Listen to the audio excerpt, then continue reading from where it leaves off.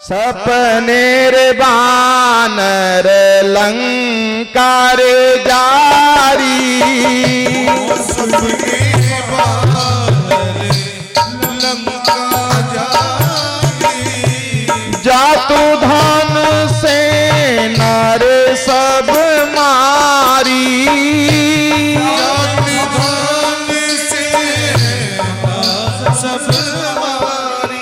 यह सपना रे मैं कहूँ पुकारी, यह सपना में कहूँ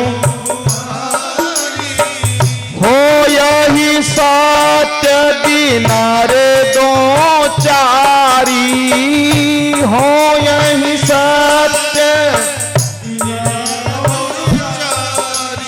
हो यही सत्य दिनारे दो चारी, हो यही सत्य दिना। समझना, भक्त के हृदय से भगवान कैसे बोलते हैं। हनुमान जी ऊपर बैठे हैं और राम जी ने स्पष्ट कह के भेजा है तुम्हें केवल सीता को देखना है बस। त्रिजटा कह रही है बेटा सपना आया और सपने में मेरे एक बानर आया और उस बानर ने पूरी लंका में आग लगा दी। अब हनुमान जी सुन रहे ऊपर। हनुमान जी ने सोचा राम राम बानर तो मैं ही आया हूं, पर राम जी ने मेरे से ये तो कहा ही नहीं कि आग लगा देना, ये तो कहा ही नहीं। हनुमान जी ने सोचा कोई और बानर की बात चल रही होगी, किसी और की। पर त्रिजटा कहती है बेटा वो बानर 3-4 दिन में ही आने वाला है, 3-4 दिन में। हनुमान जी ने सोचा अब तो वो बंदर मैं ही हूं, दूसरा बंदर तो कोई आ ही नहीं सकता, सबने मना कर दिया कोई नहीं जा सकते। तब हनुमान जी ने विचार किया राम जी फोन लगा रहे हैं लंका में आग और लगाया ना, लगे हाथ ये काम और कराना। इसलिए हनुमान जी ने आग भी लगा दी, मतलब परंतु फिर भी बल तो था, पर बड़ों का परामर्श लिया। जामवंत जी से पूछा जवानी हमारी अंधी है, बुढ़ापा पंगु है, मतलब जवानी में ताकत तो होती है पर उतना दिमाग नहीं होता जितना वृद्ध व्यक्तियों के पास होता है, और वृद्ध व्यक्तियों के पास दिमाग तो होता है पर ताकत नहीं होती है। आपने सुना होगा ना, एक ट्रेन जा रही थी, ट्रेन। अब ट्रेन में क्या हुआ, ट्रेन में 4 लड़के बैठ गए, लड़के। अब नाम ही है उनके लड़के। देखो 3 होते हैं, 3। एक होता है लड़के, जो लड़ के पिताजी से जमीन ले ले, पाती ले ले, वो है लड़के। एक होता है बेटा, बेटा होता है जो बराबर में मिल जाए उसी को लेके घुस रहे, वो बेटा। और एक होता है पुत्र। पुत्र किसको कहते हैं, पुन्ना नाम त्रायते इति नरक। माता पिता बुरे कर्म करके नरक भी चले गए हो तो धर्म करके, धार्मिक अनुष्ठान करके अपने माता पिता को भी धर्म के बल पे स्वर्ग पहुंचा दे नरकों से, उसी का नाम होता है पुत्र। सो महाराज अब लड़के थे 4। एक लड़का बोला रे मजा नहीं आ रहा, मजा कुछ उद्यम करें ट्रेन में। एक ने कहा क्या उद्यम करें, कि ट्रेन की ये चेन खींचो ट्रेन रुकवाएंगे। एक ने कहा चेन तो खींचेगा पर पैसा, जुर्माना लगेगा। कि जुर्माना लगने दो, ये बुड्ढा बेटा है सामने, बुड्ढा, इसका नाम ले देंगे। अब बुड्ढा बोला मैंने क्या बिगाड़ा, मेरा काई को नाम ले रहे। चारों लड़के बोले मजा आएगा मजा। एक बोला ऐसे नहीं, 2000 रुपए जुर्माना लगेगा, पहले 2000 रुपए इकट्ठा करो। तो चारों ने निकाला 500 का नोट, बुड्ढे के सामने निकाला और चारों ने इकट्ठे करके एक व्यक्ति ने धर लिया जेब में कि आएगा तो दे देंगे टीटी को। ट्रेन की चेन खींची, ट्रेन रुक गई। टीटी ने कहा किसने खींची, लड़के बोले इस बुड्ढे ने। टीटी बोला क्यों बुड्ढे, बूढ़ा होकर के उद्यम करता है। अब वृद्ध ने दिमाग से काम लिया। वो बोला महाराज मैं क्या करूं, ट्रेन चल रही थी, मेरी जेब में 2000 रुपए थे जो इन्होंने जबरदस्ती मार पीट के ले लिए। अब उसकी आंखों के सामने धरे ही थे 2000 कि कहां है कि इस लड़के की जेब में रखे, देख लो भले ही। लड़के की जेब को चेक किया तो 2000 निकले। क्यों रे, वृद्ध व्यक्ति को परेशान करते हो, चलो जेल में। जेल में ले जाने लगे। बुड्ढे ने खिड़की से कहा राम राम बेटा, ये बाल सफेद ऐसे ही नहीं हो गए, जिंदगी में तुम जैसे 136 निकाले, हमने 136। मतलब क्या है, ये दृष्टांत है। पर वृद्ध व्यक्तियों को जितना ज्ञान होता है, जिंदगी का तजुर्बा होता है, वो हमको नहीं होता है। इसलिए परामर्श लेते रहना चाहिए, यही यह कथा शिक्षा देती है। एक बार क्या हुआ, भगवान गाय चराने गए। गाय चराते चराते घनघोर जंगल में चले गए। अचानक भूख लगी। ग्वाल बाल बोले कन्हैया, कछु खाबे पीबे की व्यवस्था हो जाती तो बढ़िया रहतो, भूख लग रही है भूख। कन्हैया ने कहा एक काम करो, यहां से 1 किलोमीटर दूर ब्राह्मण लोगों का गांव है, वहां ब्राह्मण यज्ञ के करने वाले हैं, यज्ञ कर रहे हैं। तुम एक काम करना, उन ब्राह्मणों से मेरा नाम लेना, वो तुमको भोजन दे देंगे, लेके आ जाना। अब श्रीदामा गया, मधुमंगल गया।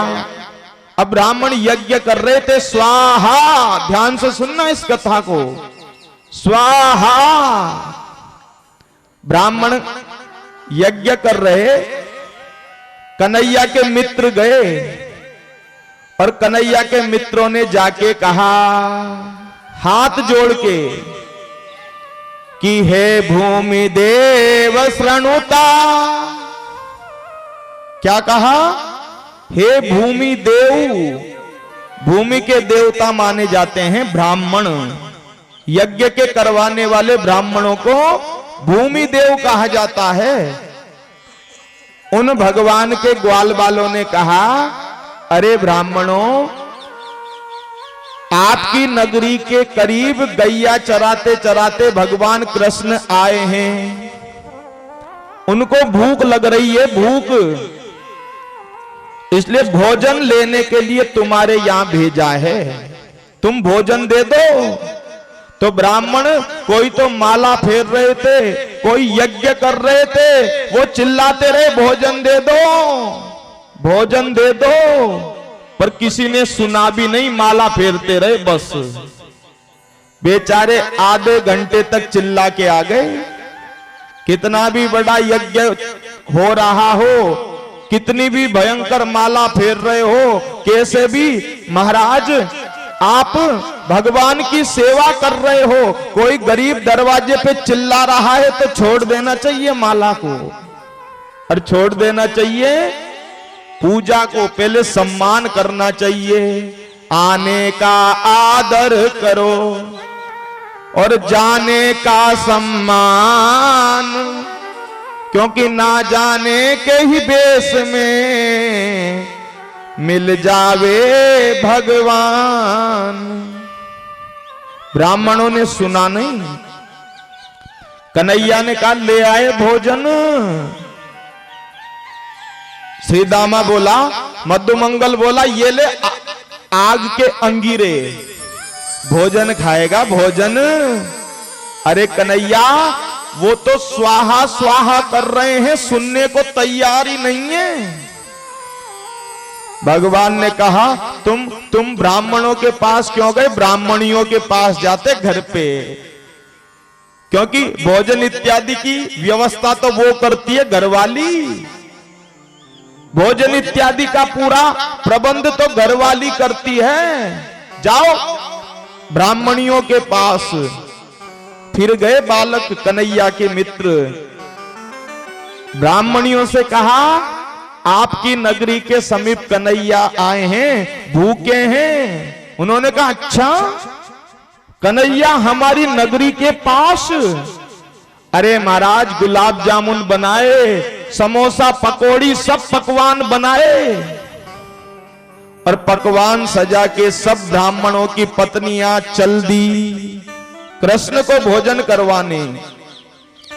अब ब्राह्मण कर रहे स्वाहा स्वाहा, बोल नहीं सकते। अब ब्राह्मणों ने देखा पत्नियां जा रही है तो माला फेरते फेरते इशारे कर रहे हूं कहां जा रही है। अब बोल तो सकते ही नहीं। एक ने कहा घूंघट ले ले, एक हाथ का चिल्लाने दे इनको, सुनो ही मतो।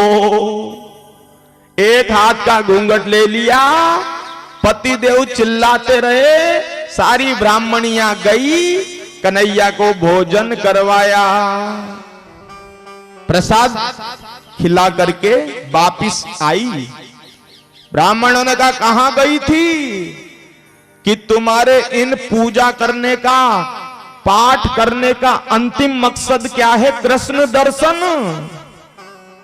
भाई कितने ही पूजा करो, कितने ही पाठ करो, कितने ही यज्ञ करो, सबकी अंतिम कामना क्या होती है? कृष्ण दर्शन।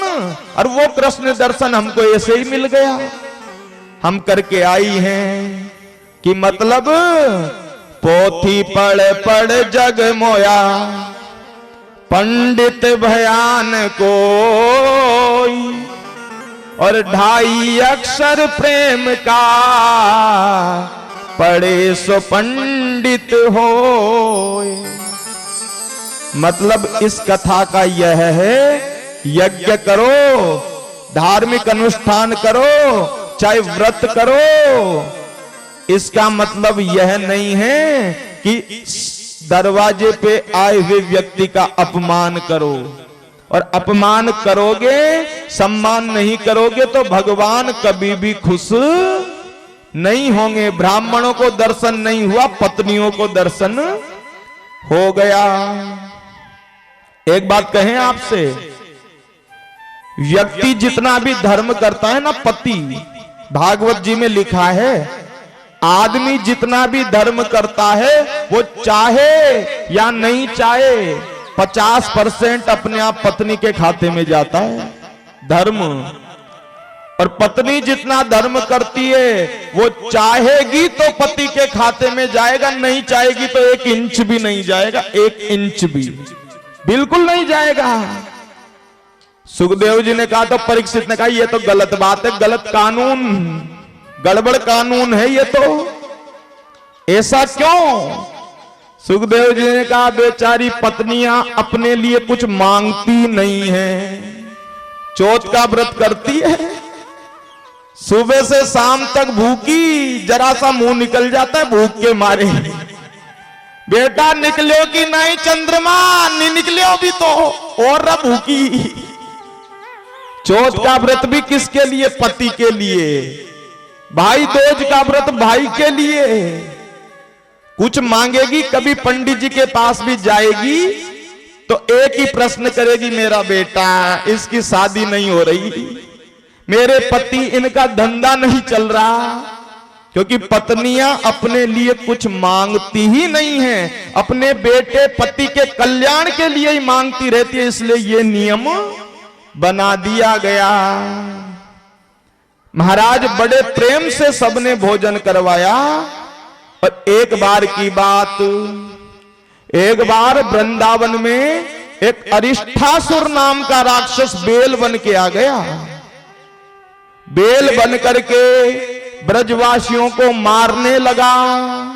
कन्हैया को पता पड़ा, भगवान कृष्ण ने बेल के दोनों पांव पकड़ के उठा के पटक के मार दिया। हल्ला मच गया वृंदावन में। अरे कन्हैया ने गो हत्या कर दी, कन्हैया ने बेल मार दिया, बेल। अब पहले गो हत्या करने वाले को जाति से बाहर कर देते थे ना, अब तो बेल के आदमी भी मार दो, कुछ नहीं होता। कन्हैया को जाति से बाहर कर दिया। कन्हैया ने कहा, ये बताओ मुझे जाति में कैसे लिया जाएगा। कन्हैया से कहा, एक काम करो, बद्रीनाथ, केदारनाथ, गंगोत्री, यमुनोत्री, भारत के सारे तीर्थों में स्नान करके आओ, तब जाके पवित्र होगे, पवित्र। भगवान ने कहा, सारे तीर्थों को मैं वृंदावन में ही बुला लूं तो? कि तू बुलवा सकता है कन्हैया? अरे क्यों नहीं, मेरे एक इशारे पे आना पड़ेगा सबको। भगवान ने गड्ढा खुदवाया, गड्ढे में खड़े हो गए, और क्या गंगोत्री, क्या यमुनोत्री मैया, क्या सरस्वती मैया, क्या कावेरी मैया, क्या नर्मदा मैया, क्या शिप्रा मैया, सब नदियों ने कन्हैया को स्नान करवाया। और उस गड्ढे में जो जल भर गया, उस कुंड का नाम पड़ गया कृष्ण कुंड। हम जाते हैं ना गोवर्धन, अब तो दुनिया में हल्ला मच गया, सारे तीर्थों का जल तो वृंदावन में मौजूद है। सारी दुनिया जाने लगी वृंदावन, सारी दुनिया। राधा रानी की सखियों ने राधा रानी से कहा कि राधिके रानी, आप भी कन्हैया से मिलने गई होगी, तुम भी जाति से बाहर, नहीं तो तुम भी एक काम करो, हमारे लिए कुंड बनाओ, सारे तीर्थों को तुम भी बुलाओ। राधा रानी ने भी सारे तीर्थों को बुलवाया, और कृष्ण कुंड के बगल में एक कुंड है, वहां पे राधा रानी खड़ी हो गई, सारे तीर्थों ने स्नान कराया, और उस कुंड का नाम पड़ गया राधा कुंड। अब क्या हुआ, पहले तो सारी दुनिया भाग भाग के जाती थी कृष्ण कुंड स्नान करने, और जब से राधा कुंड बना, सबने कृष्ण कुंड छोड़ दिया, राधा कुंडी राधा कुंड, राधा कुंडी राधा कुंड जाते सब स्नान करने। कन्हैया को बड़ा बुरा लगा। कन्हैया ने कहा, राधा रानी, मेरे कुंड में कोई स्नान करने आए, ये ज्यादा आवश्यक नहीं है, तुम तो एक काम करो, अपने कुंड में से एक नाली बना दो, जो नाली का पानी मेरे कुंड में गिर जाए, उसी में मैं अपने आप को धन्य महसूस करूंगा। तो आज भी देखो, गोवर्धन जाते हैं तो राधा कुंड में ही जाते हैं सब लोग, ज्यादा कृष्ण कुंड की तरफ ज्यादा नहीं जाते हैं। राधा कुंड का गोवर्धन जाए तो जरूर स्नान करना चाहिए। स्नान तो अभी इतना गंदा पानी हो गया, कोई करता ही नहीं है, पर छींटे जरूर देना चाहिए, क्योंकि तीर्थों का जल स्पर्श तो हो रहा होगा, स्पर्श तो, कि कृष्ण कुंड, राधा कुंड और गिरी गोवर्धन, और माधुर माधुर बंसी बाजे एही तो वृंदावन। इस प्रकार राधा कुंड और कृष्ण कुंड का निर्माण भागवत में बताया गया है। गिरिराज जी जाते हैं ना हम, तो दोनों कुंड वही हैं। राधा रानी के पिताजी का नाम क्या है? वृषभानु जी। और राधा रानी की माताजी का नाम कीर्ति मैया। क्या नाम है? राधा रानी कन्हैया से बड़ी है, उम्र में छोटी नहीं, यह ध्यान रखना, बड़ी है।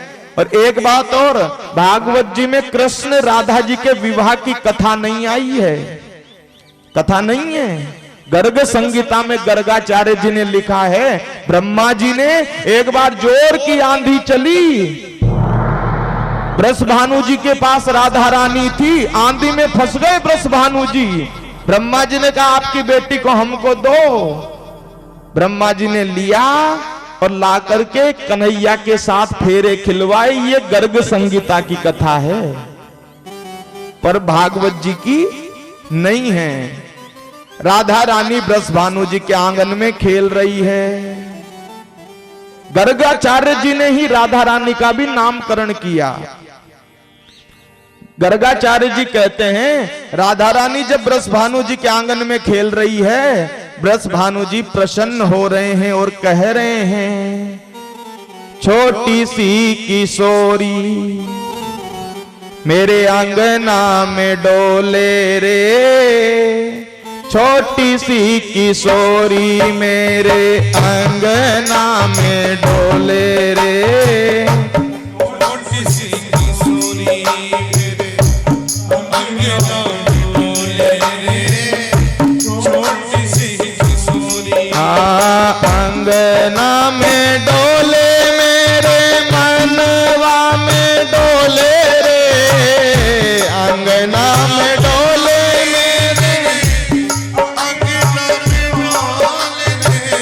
अंगना में डोले रे, मेरे मनवा में डोले रे, अंगना में डोले मेरे अंगना में डोले रे, छोटी सी किशोरी मेरे अंगना में डोले रे, छोटी सी किशोरी मेरे अंगना में डोले रे, छोटी सी किशोरी। राधा रानी को देख देख के बड़े प्रसन्न हो रहे हैं वृषभानु जी। अब राधा रानी बड़ी हो गई। एक बार राधा रानी अपनी सखियों के साथ खेलती खेलती वृंदावन आई। कहाँ आई? वृंदावन। कन्हैया जी की मित्रता हुई। कन्हैया जी ने कहा, क्यों, आप कहां से हो? कि मैं हूं बरसाना से। आपने सुना होगा, बड़ा प्रसिद्ध भजन है। राधा रानी कन्हैया को अपना परिचय दे रही है। आइए बड़े और प्रेम और भाव से ये गाएंगे, फिर महाराष्ट्र में प्रवेश करेंगे।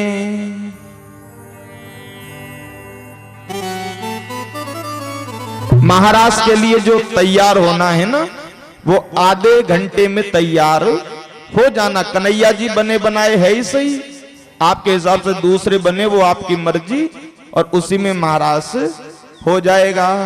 बोलिए वृंदावन बिहारी लाल की। पर कथा थोड़ा ध्यान से सुनना, पहले महाराज की कथा सुनना। ये महत्वपूर्ण कथा है भागवत जी की। राधा रानी वृंदावन आई। राधा रानी भगवान के साथ खेल रही थी। जाने लगी तो भगवान ने कहा कि हे राधिके, ये बताओ आपका गांव कौन सा है? तो राधा रानी कहने लगी, यमुना किनारे मेरो गांव, यमुना किनारे मेरो गांव, सावरे आए जइयो।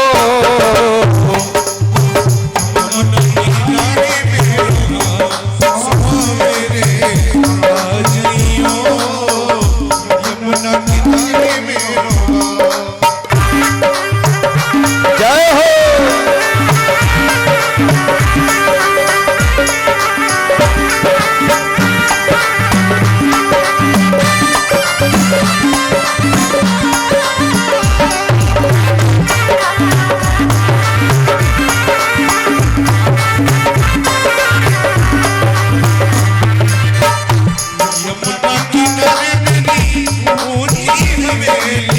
यमुना किनारे मेरी ऊंची हवेली,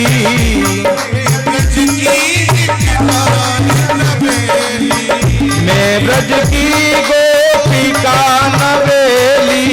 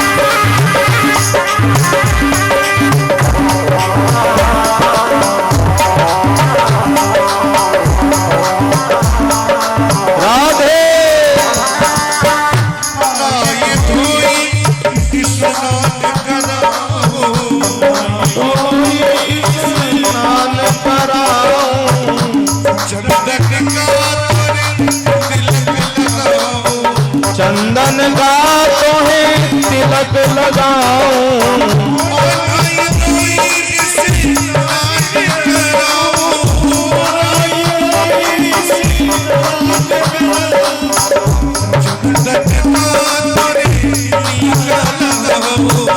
चंदन का तो है तिलक लगाऊं,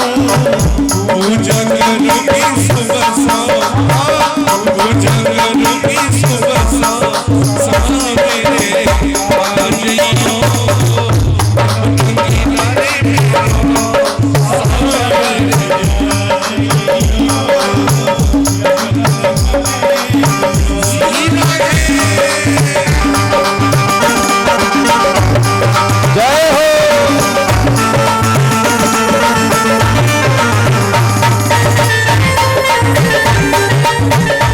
राधे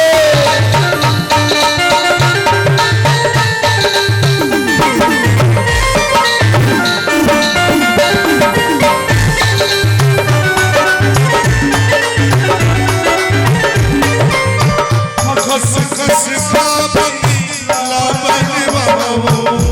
खस का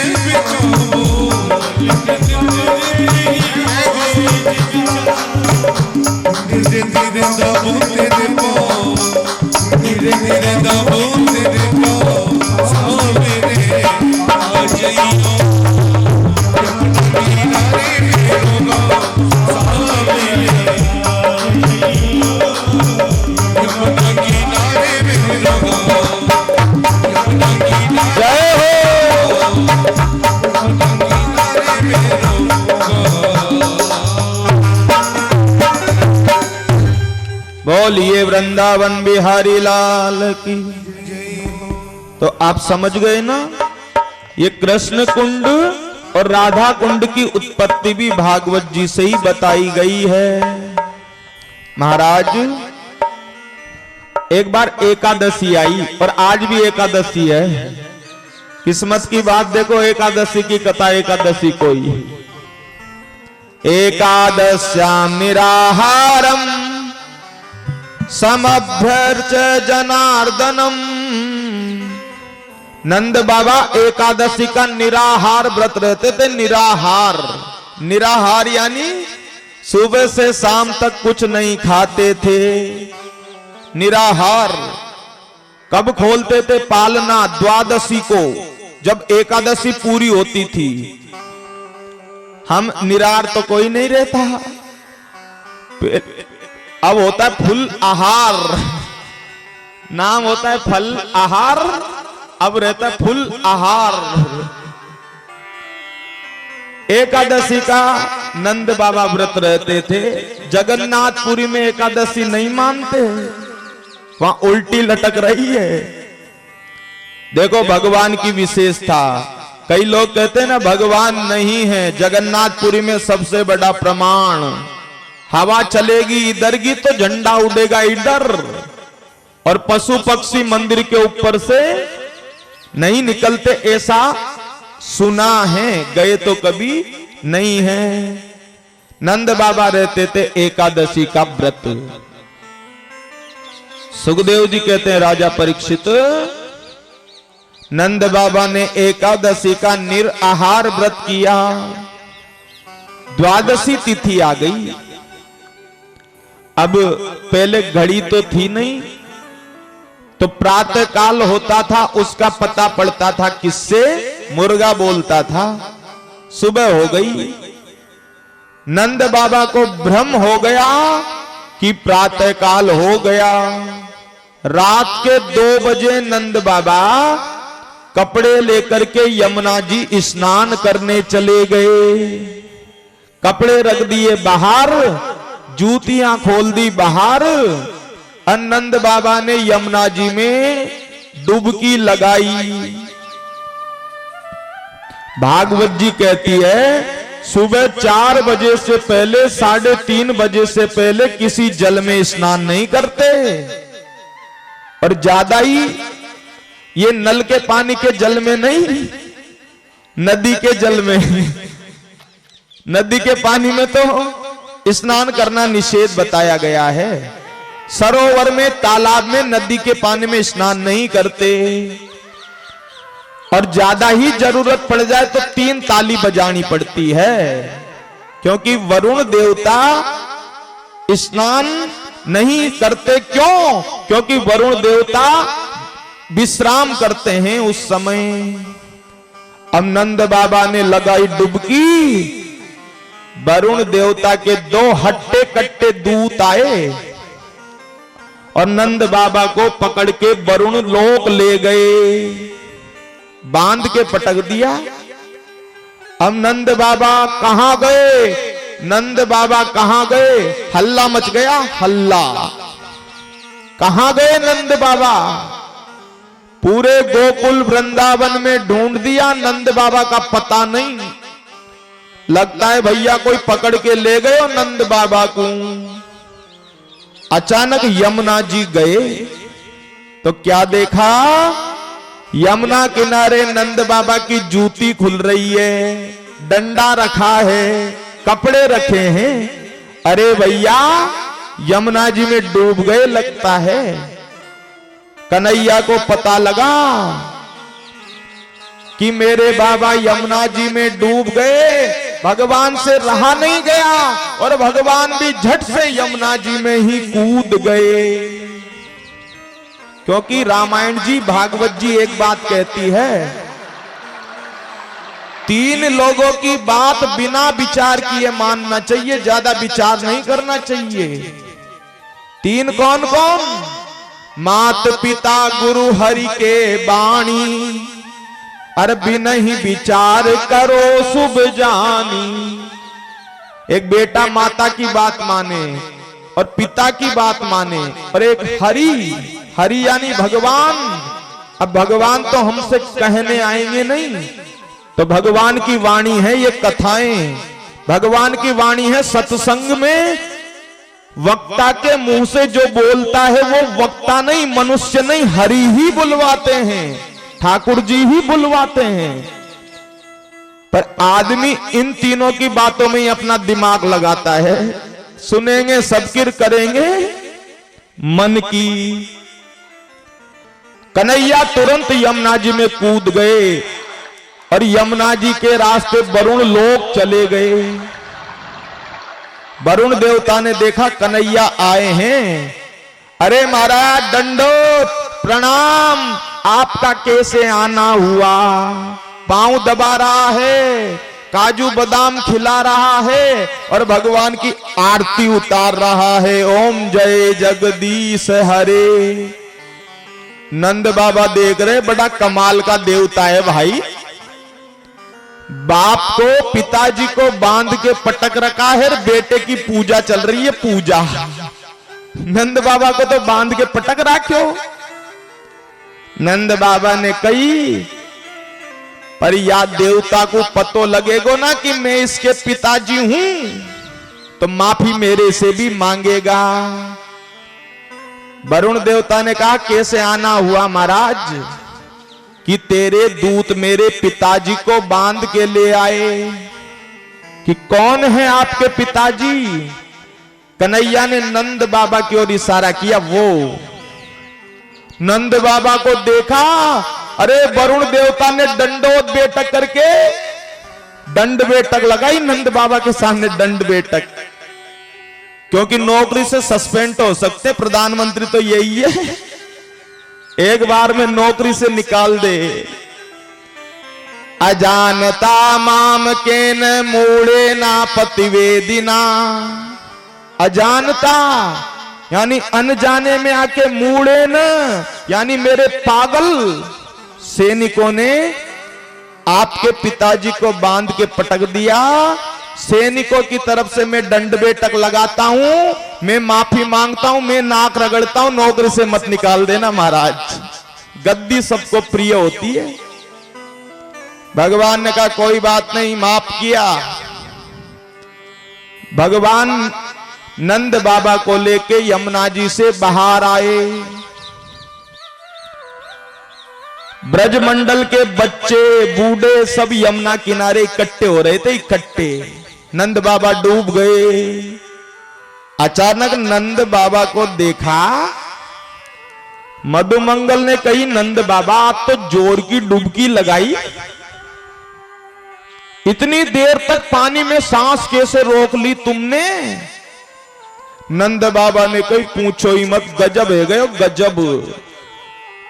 मैंने तो सोची सुबह के 4 बज गए, रात को 2 बजे डुबकी लगाई, वरुण के दूत आए, पकड़ के ले गए, बांध के पटक दिया, पर न मालूम कहां से घूमता हुआ मेरा कन्हैया चला गया।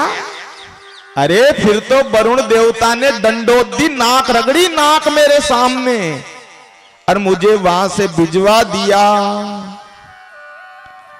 अब ब्रजवासी कहने लगे, भैया ये कृष्ण साधारण आदमी नहीं, ये भगवान है, भगवान। कि कैसे? कि क्व सप्तहायनो बाल क्व महाद्रिविधारणम। इसने 7 दिन के ने पूतना मार दी। बताओ, 7 दिन का बच्चा तो बोलना भी नहीं जानता, ये जहर पी गया। इसने 7 वर्ष के ने 7 कोस का गोवर्धन उठा दिया।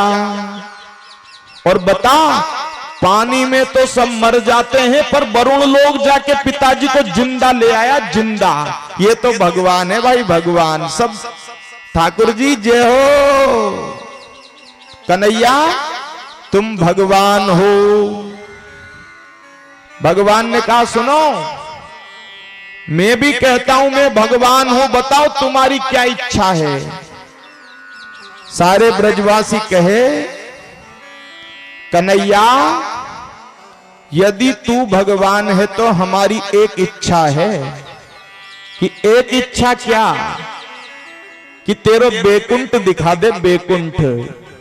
हमारी बेकुंठ देखने की इच्छा है। तेरो बेकुंठ कैसो है?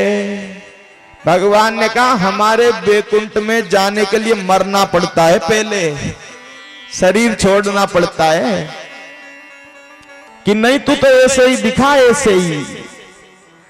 तो भगवान वृंदावन में रंग जी के मंदिर के पास ब्रह्म कुंड है। भगवान ब्रह्म कुंड के पास लेकर के आ गए सबको, और कहा, जिसको बेकुंठ देखना है डुबकी लगा दो, कूद जाओ कुंड में। अब महाराज बेकुंठ देखना है। सब बालक, सब ग्वाल बाल जैसे ही ब्रह्म कुंड में कूदे, इधर तो ब्रह्म कुंड में कूदे, उधर बेकुंठ में जाके खड़े हो गए। अब बेकुंठ की विशेषता है, सर्वे पद्म पलाशाक्षा पीत कौन्तेय वासस। बेकुंठ में प्रत्येक मनुष्य के 4 हाथ होते हैं, 4 हाथ। तो भगवान कौन है और साधारण व्यक्ति कौन है, पता कैसे लगता है? भगवान के हाथ में शंख चक्र गदा पद्म होते हैं, और के हाथों में नहीं होते हैं। अब जैसे ही बेकुंठ देखा, चमकदार बेकुंठ, मणि के खंबे, सोने के खंबे, हीरे के खंबे। एक ने कहा, भैया लगता है यही बेकुंठ है। अच्छा देखो हमारा कन्हैया कौन सा है। अचानक एक ने कहा, वो देख, बड़े से नाग के ऊपर हमारा कन्हैया ही है, लगता है शकल मिल रही है कन्हैया से। अब ये श्रीदामा मधुमंगल वृंदावन में तो गिल्ली डंडा खेलते कन्हैया के साथ, गिल्ली डंडा। कन्हैया को कभी कान पकड़ के घोड़ा बना लेते, ऊपर बैठ जाते बच्चा समझ के। श्रीदामा मधुमंगल सब कन्हैया से मिलने जाने लगे, विष्णु भगवान से। जैसे ही अंदर जाने लगे, एक सैनिक ने रोक दिया, रुको, जितनी पूजा करनी है अगरबत्ती लगानी है, ढोक देना है यहीं से, वहां जाने का अधिकार किसी के पास नहीं है। तब तो महाराज सारे ब्रजवासी रोने लगे, बच्चे रोने लगे, कन्हैया भैया देख लिया तेरा बैकुंठ, ऐसा बैकुंठ लेके क्या करेंगे जो तेरे से बात भी नहीं कर सकते, तेरे से मिल भी नहीं सकते। दो मिनट बैकुंठ में रहे, 2 मिनट रोने लगे, भैया तू तो वापिस वृंदावन बुला ले। जैसे ही सबकी आंखों से आंसू आए, वापिस उसी ब्रह्म कुंड से सभी निकल करके बाहर आ गए, तो क्या देखा, बाहर भी भगवान बंसी बजा रहे थे। क्या बजा रहे थे? बंसी। एक ने कहा कन्हैया, कन्हैया ने कही देख लियो बैकुंठ। हाँ भैया देख लियो तेरो बैकुंठ। अब ये बताओ मेरो बैकुंठ कैसो लग्यो?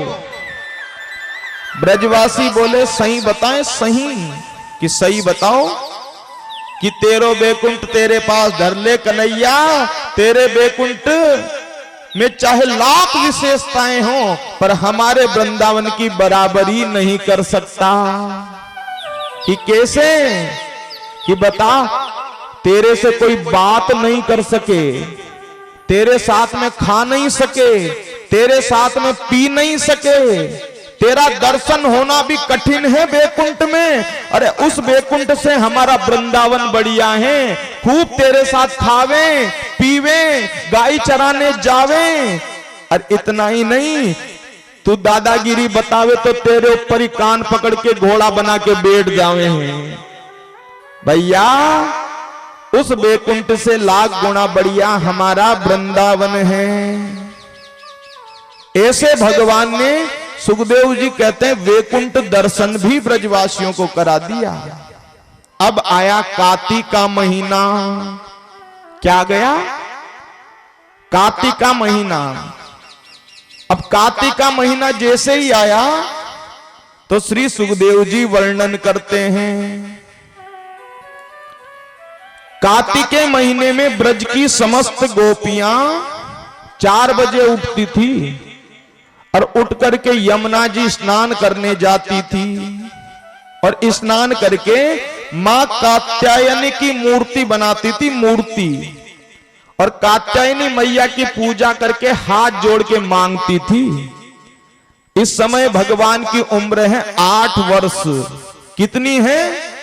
और गोपियों की उम्र किसी की 150 वर्ष, किसी की 500 वर्ष। क्यों? क्योंकि द्वापर युग में 1000 वर्ष उम्र होती थी। क्या मांगती थी भगवान से, कात्यायनी मैया से? ये मांगती थी कि नमस्ते, हे माता रानी, हम आपको नमस्कार करते हैं, कृष्ण हमें पति रूप में प्राप्त हो, कन्हैया हमारा पति बने। पर एक काम गलत करती थी। क्या करती थी? यमुना स्नान करती थी तो कपड़े खोल के बाहर रखती थी, निर्वस्त्र स्नान करती थी। एक दिन भगवान मिल गए रास्ते में। भगवान ने कहा गोपियों ये गलत बात है। देखो, एक अपराध तो ये है कि तुम जल में निर्वस्त्र स्नान कर रही हो, जल का देवता नाराज होता है। और दूसरा, मान लो तुम स्नान कर रही, कोई मनचला कपड़े उठा के ले गया तो फिर क्या करोगी? कैसे बाहर आओगी? गोपियां कहने लगी हम तो ऐसे ही करेंगी। बड़े आए समझाने वाले। भगवान ने सोचा इनको प्रैक्टिकल समझाना पड़ेगा, ऐसे नहीं मानेगी। अगले दिन सभी गोपियां गई, भगवान कपड़े उठा के कदम्ब पे चढ़ गए। अब गोपियां स्नान करती रही। एक ने कहा स्नान करती रहेगी कि बाहर निकलेगी? देख, लगता है हमारे कपड़े ही गायब हो गए। एक ने देखा वो बेटा बंदर वो ऊपर, हे कन्हैया हमारे कपड़े दे दो। भगवान ने कहा मिल जाएंगे कपड़े, जैसे अंदर गई है वैसे ही बाहर आ जाओ और अपने कपड़े ले जाओ। उन्होंने कहा श्याम सुंदर ते दास्य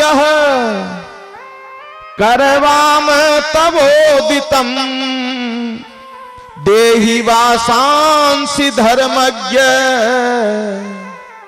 श्याम सुंदर ते दास्य, अरे श्याम सुंदर हमारे कपड़े दे दो, हम आपकी दासी हैं। और देहि वासांसि धर्मज्ञ, धर्म की दुहाई देने लगी, ये कौन सा काम है, हमारे कपड़े ले जा रहे हो। एक ने कही राजा कंस से शिकायत कर दूंगी, शिकायत।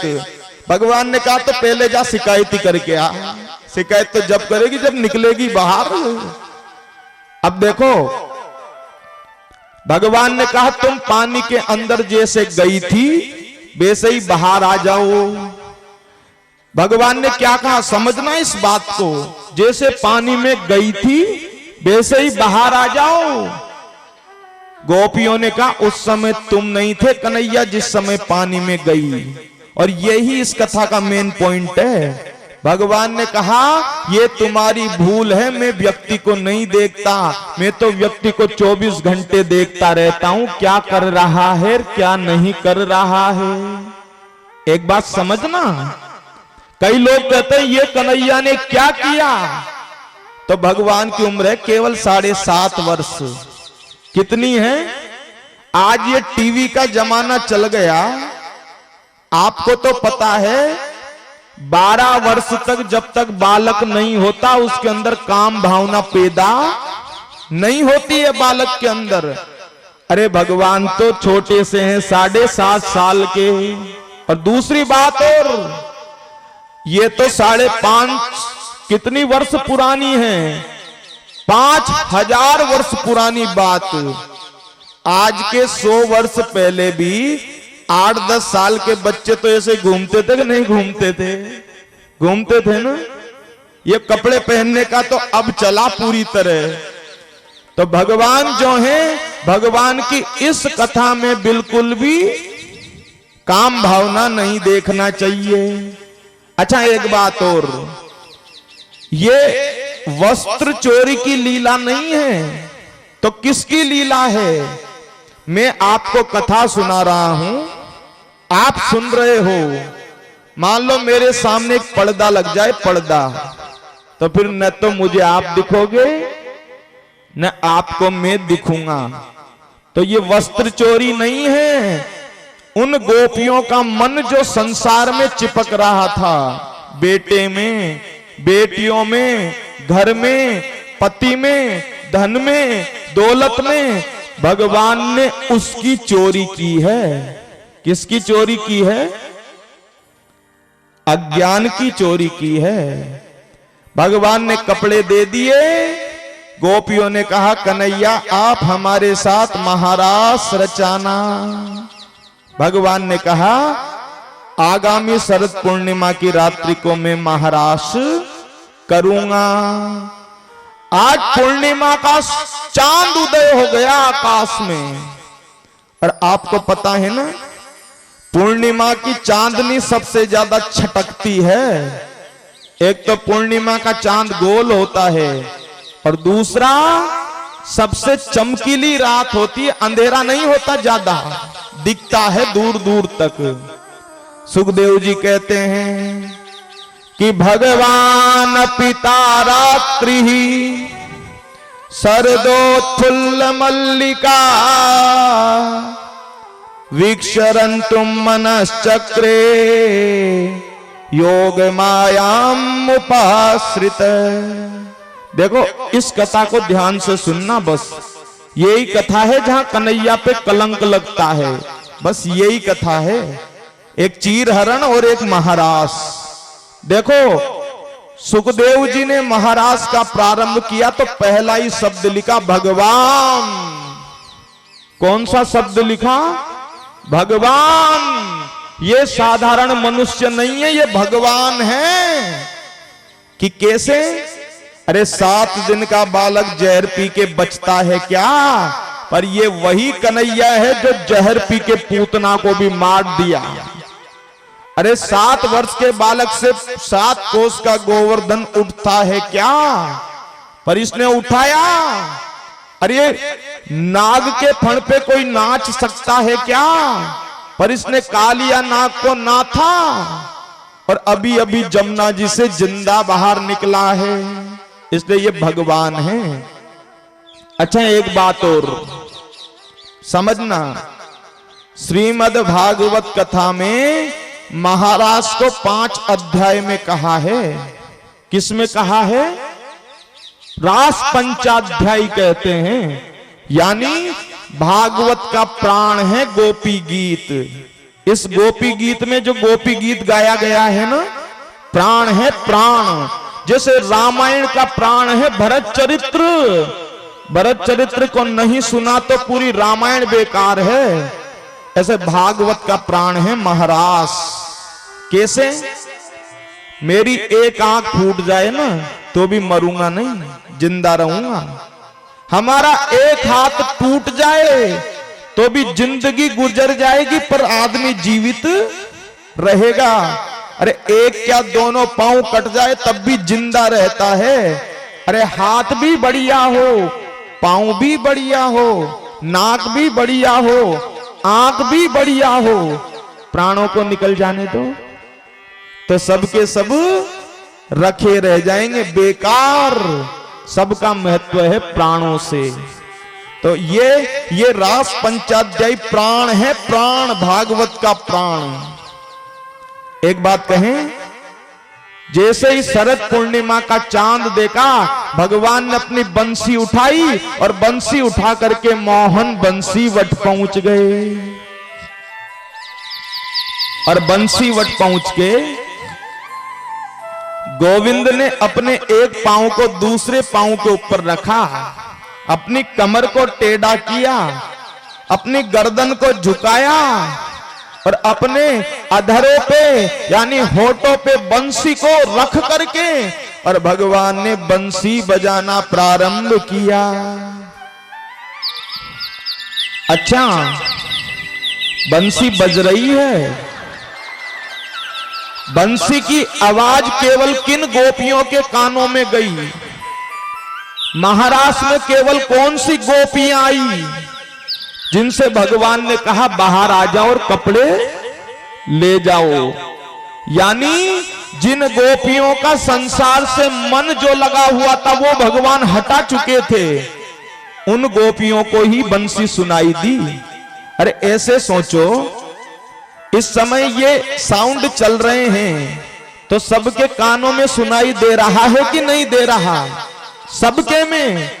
पर यही तो अचंबा है भगवान का, बंसी तो पूरे वृंदावन में बजी पर उन्हीं गोपियों ने सुनी जिनसे भगवान ने कहा बाहर आओ और कपड़े ले जाओ और आगामी शरद पूर्णिमा को मैं रास रचाऊंगा। भगवान का निमंत्रण गया। निसम्य गीतम तदनंग वर्धनम ब्रज स्त्रिय कृष्ण ग्रहीत मानसा। एक गोपी तो भोजन बना रही, भोजन बनाते बनाते बंसी कान में गई। अरे गोपी, भोजन क्या बना रही है? कन्हैया ने बंसीवट बुलाया है। क्या किया? एक काम किया, भोजन को तो पति बोला जल्दी भोजन रख, तो भोजन को तो रख के आ गई गाय के सामने और चारे का जो वो तसला था वो रख दिया पति के सामने और पति को भूसा रख के चारा रख के बंसीवट को भाग गई। गाय को भोजन पति को भूसा ऐसी मति बोराई, मुरलिया हरि की मधुबन में शोर मचाई। पति का दिमाग खराब। एक तो काजल लगा रही थी, अंजंत्य है प्रम्रजंत्योन्त्या। अंजंत्य यानी काजल। बंसी कान में पड़ी, क्या काजल लगा रही है? गोविंद ने बंसीवट बुलाया है, भूल गई और क्रीम समझ के काजल को और पूरे मुंह पे लगा लिया। काला काजल। एक ने कहा ये काली होके कहां जा रही है कि कन्हैया भी काले और मैं भी काली, दोनों बंसीवट पे अलग ही नजर आएंगे दोनों। अच्छा, एक गोपी जो थी वो जाने लगी तो उसके पति ने पकड़ के कमरे में बंद कर दिया। कहां जाती है?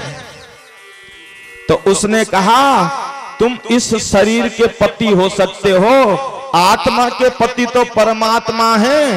आंख बंद की, कृष्ण का ध्यान किया, 2 मिनट में शरीर छोड़ दिया, प्राण त्याग दिए और आत्मा रूप में सबसे पहले परमात्मा के पास पहुंच गई।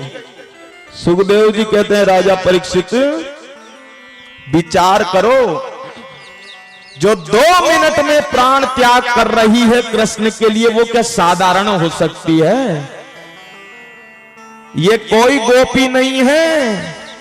हमने कल कहा ना, भगवान ने, राम जी ने वरदान दिया था महात्माओं को, तुम सब गोपी बन के आओगे और तुम्हारे साथ नाचूंगा, तुम्हारे साथ खेलूंगा, तुम्हारे साथ खाऊंगा। तो इनके पति थे, पत्नी थे, सब थे, पर पहला संबंध था कृष्ण से। एक बात का जवाब देना सब, इधर देखना, भगवान पिता रात्रि ही, रात्रि शब्द एक वचन होता है और रात्रि ही बहुवचन, यानी भगवान ने एक रात को 6 महीने की रात बना दिया। कितने दिन की? 6 महीने की। अब सच बताना, कोई आदमी घर का धनी और उसकी घरवाली 6 महीने तक घर नहीं आवे तो आदमी चिल्लाएगा गई, छोड़ के गई, कहेगा कि नहीं कहेगा? पर बताओ, 6 महीने तक किसी ने अपने पत्नी को नहीं ढूंढा, क्यों? क्योंकि शरीर रूप में सब पति के पास थी, आत्मा के साथ में सब परमात्मा के साथ नृत्य कर रही थी। अच्छा, एक बात का और जवाब देना, महाराष्ट्र में केवल घूमने का काम हुआ, घूमने का, चक्कर लगाने का। अब किसी भी मैया से कहो, स्त्री से कहो, 6 घंटे तक चक्कर लगा, 1 घंटे लगाएगी, 2 घंटे लगाएगी, धड़ाम से नीचे गिर पड़ेगी। तो सोचो, कृष्ण के साथ जो 6 महीने तक चक्कर लगा रही है, वो क्या साधारण स्त्री हो सकती है क्या? अच्छा, एक बात और जवाब देना, हमें कभी भगवान की अंगुली पकड़ने का मौका मिला? हमें कभी भगवान को गोद में बिठाने का मौका मिला?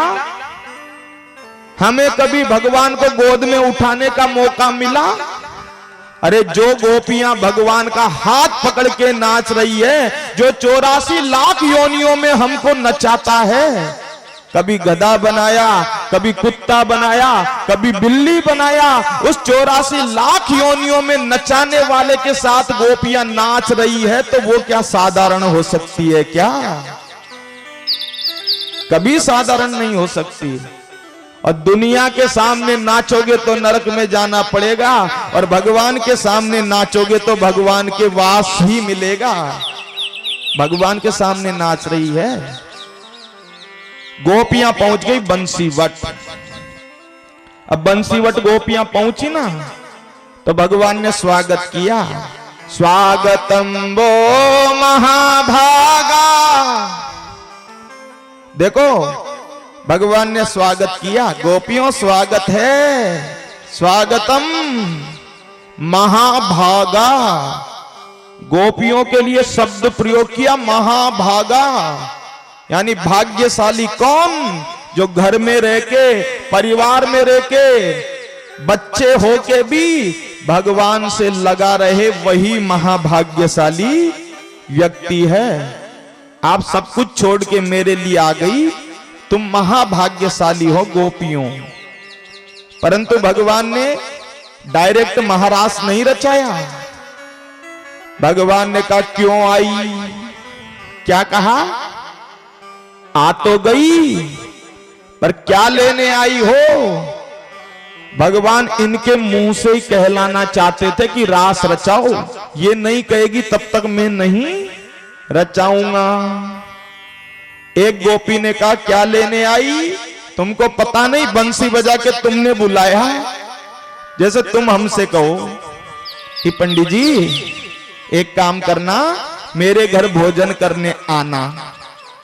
अब तुम निमंत्रण दे के गई और हम तुम्हारे यहां भोजन करने आ गए, तो तुम कहने लगी क्यों आए, किसने बुलाया, किसने निमंत्रण दिया। तो बताओ हमको गुस्सा नहीं आएगा कि निमंत्रण दे के तुमने बुलाया और तुम ही पूछ रही हो क्यों आए। तो बंसी बजा के भगवान ने बुलाया और भगवान ही कह रहे हैं क्यों आई। भगवान परीक्षा ले रहे हैं, परीक्षा। हम मटका भी खरीदते हैं ना कुमार से मटका, तो बजा के देखते कच्चा तो नहीं है कहीं। तो भगवान भी अपनी शरण में लेना चाहते हैं, तो बजा के देख रहे हैं कहीं घर में तो मन चिपका हुआ नहीं है। भगवान ने कहा देवियों घर जाओ और घर जाके पति की सेवा करो।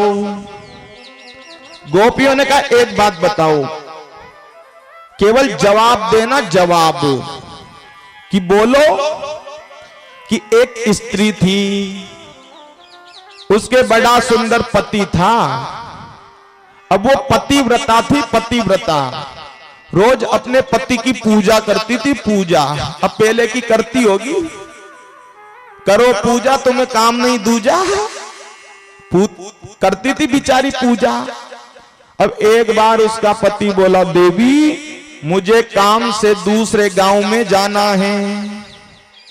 तो पत्नी बोली मैं किसकी पूजा करूंगी पतिदेव, कि ये लो मेरी मूर्ति, एक तस्वीर दे दी, मैं जब तक नहीं रहूं तब तक इसकी पूजा करना। अब कन्हैया से गोपियां कह रही है असली पति गया विदेश, वो करने लगी तस्वीर की पूजा। एक दिन दरवाजा बंद करके तस्वीर की पूजा कर रही असली पति आ गया। असली पति ने दरवाजा खटखटाया, खोलो दरवाजा खोलो। तो गोपियां कन्हैया से कहती है कन्हैया तुम हमें ये बताओ, नकली पति की पूजा हो रही है, असली दरवाजे पे आ गया तो पूजा करना चाहिए कि दरवाजा खोलना चाहिए।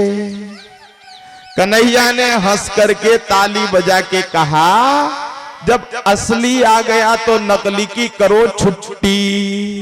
गोपियों ने कहा चोर पकड़ा गया, कि मतलब हे नाथ जो घर पे बैठे सब नकली है, एक दिन सबको मरना है और आप ही एकमात्र सबके असली पति हो। मीराबाई ने कहा ना ऐसे वर को वरे जो जन्मे और मरी जाए, वर वरियो गोपाल सो तेरो चुड़ लो अमर हो ही जाए। देखो एक बात और, आत्मा जो है ना, आत्मा स्त्रीलिंग शब्द है। चाहे कुत्ते के अंदर है तो भी आत्मा, आदमी के अंदर है तो भी आत्मा, पुरुष के अंदर है तो भी आत्मा। और आत्मा का पति केवल परमात्मा है। हमारा जन्म भी होता है तो निर्वस्त्र आते हैं, निर्वस्त्र, और मर के जाते हैं तो भी सारे कपड़े यहीं रखे रह जाते हैं। हम 1000 कपड़े पहन के भी उससे बच नहीं सकते। इसलिए गोपियों ने कहा आप ही हमारे पति हो, हम आपके साथ महारास रचाना चाहती हैं। अरे बंसी जोर की बजाई रे नंदलाला। भगवान ने बंसी बजाई और बंसी को सुन सुन करके सारी गोपियां बंसी बटाई। आइए बड़े प्रेम और भाव से 2 मिनट गाते हैं।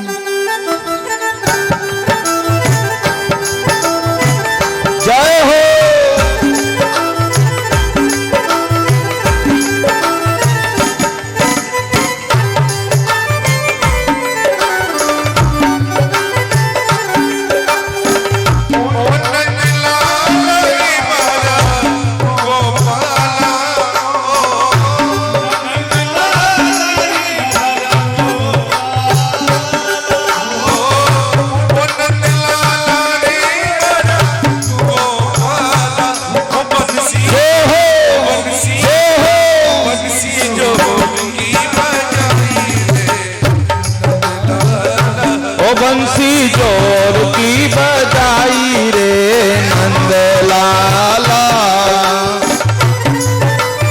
राधे।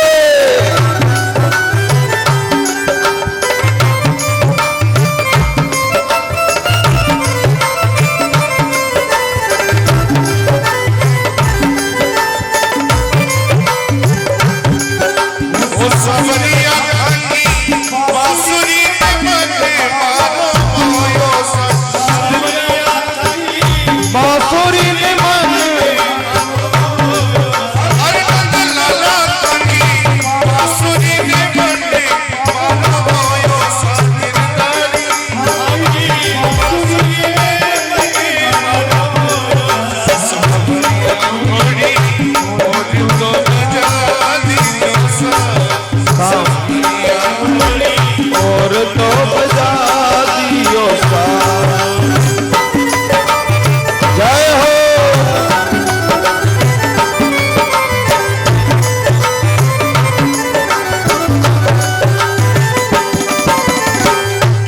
किसकी आवाज माने बागों में सुनी थी बागा में सुनी थी। अरे बंसी की आवाज माने बागों में सुनी थी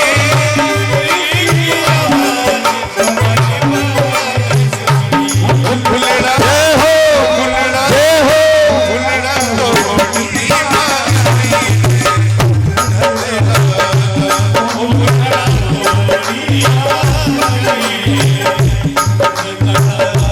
जय हो।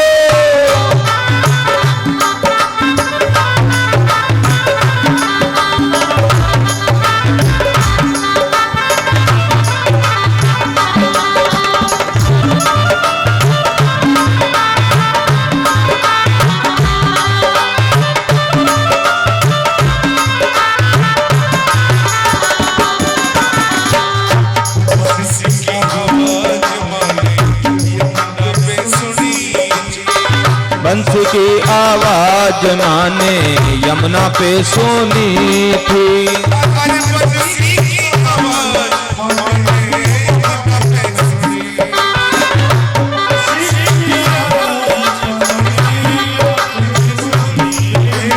जय हो जय हो गगनी माने रोडाई